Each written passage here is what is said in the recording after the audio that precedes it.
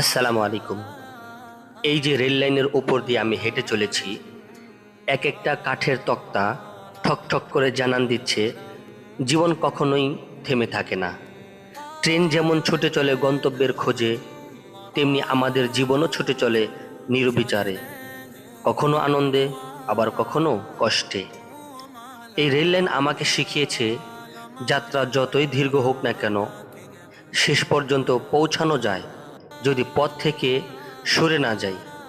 জীবনে অনেক বাঁক আসবে, অনেক শূন্যতা থাকবে, কিন্তু বন্ধুরা, থেমে গেলে চলবে না। একটা ভুল সিদ্ধান্ত, একটা ব্যর্থতা, এসব আমাদের শেষ নয়। ট্রেন যেমন নির্দিষ্ট লাইনে চলে, তেমন আমরাও যদি সঠিক পথে থাকি, তবে ইনশাআল্লাহ একদিন পৌঁছাবো ঠিক গন্তব্যে। তাই চলুন, কষ্টের দিনেও, ঠকঠক আওয়াজের মধ্যেও আল্লাহর ওপর ভরসা রেখে সামনে হাঁটি।